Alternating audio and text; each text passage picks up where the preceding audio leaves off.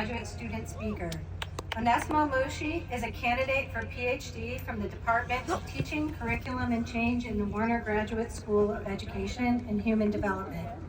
His dissertation focuses on international research collaborations and access to academic publishing between scholars in the United States and African countries. He has served as an instructor at Monroe Community College, the university's Writing, Speaking, and Argument program, in the Warner School, and in the university's Learning Center. Please welcome Onesmo Mushi. Woo!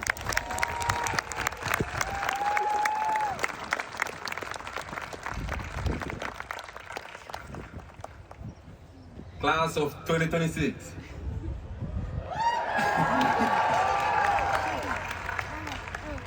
We made it! Yes!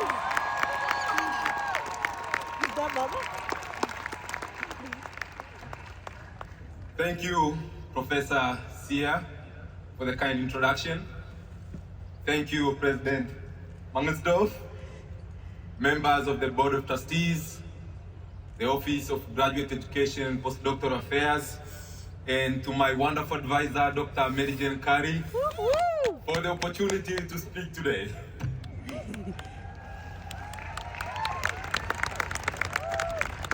Special thanks to my wife, Teresia, my children, Ivan, Ivon, and Ivan.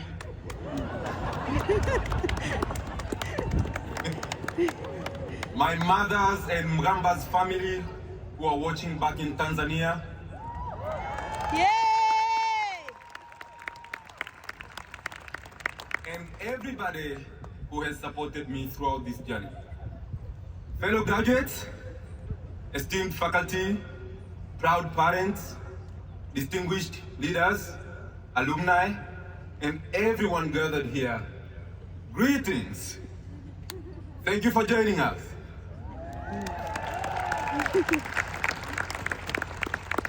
I'm deeply honored to deliver this address on the behalf of the class of 2026. When I look back on our journey, I think of the little moments. Those moments when our research kept us up at night, our minds too restless to sleep. Those moments when our children couldn't understand why we didn't have time to play with them. Those moments when our loved ones would ask, "What are you studying all this time? And when will you be finished?"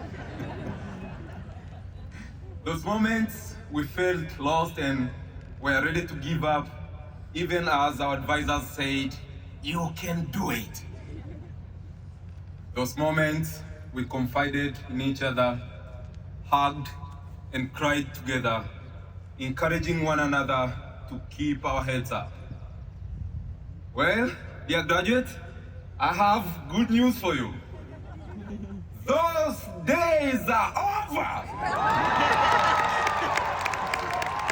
We made it!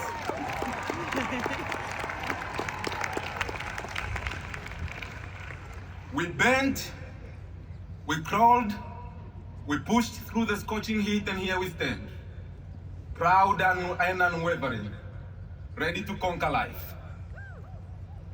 But friends, in front of us today is a higher calling.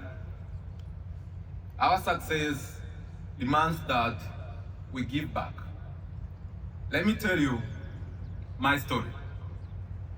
I was raised in a bar room in Tanzania by my grandmother.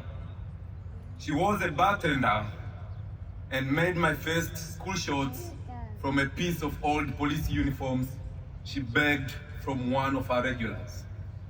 She used to tell me, "One day you'll have a life. Once you get that life, don't forget those who do not."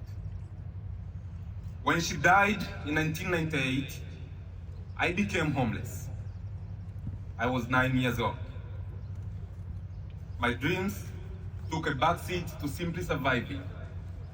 I fell in with the wrong crowd of people just like me, got into mischief, and as always, society dubbed us immoral children.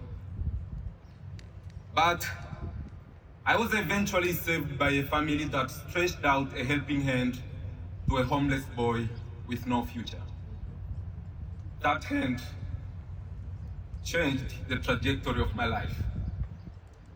They took me in, put a roof over my head, and put me back in school. In time, I was accepted into a university. I didn't get there because I was special. I got there because people in my life decided to act. Some of those homeless kids I grew up with are now abusing drugs, in jail, or dead.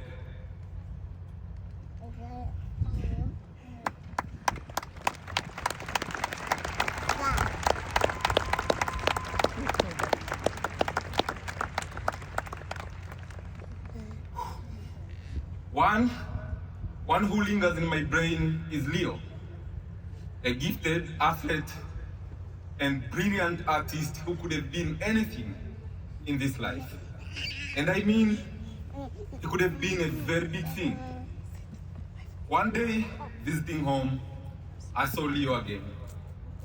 He was frail, broke, and barely recognizable. He asked me for a penny. I wept and thought I could have been Leo. I'm here today because that family helped me. I'm here today because a Fulbright scholarship brought me to the United States. I'm here today because my advisor, Dr. Mary Jane Carey, urged Dean Sarah Paley to find funding to bring me to the University of Rochester. I'm here today because people saved that homeless boy.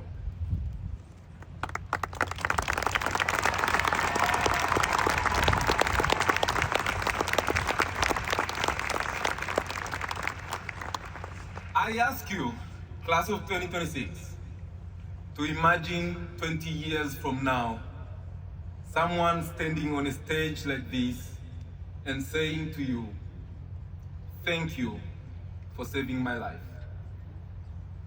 Today, we enter a privileged class of intellectuals, experts, and leaders. We are no longer average people, and with that comes responsibility.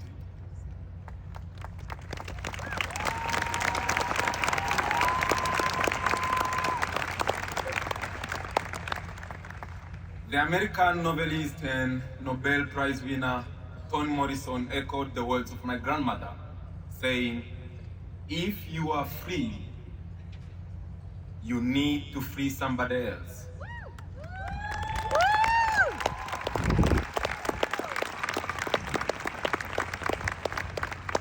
And if you have power, if you have some power, your job is to empower somebody else.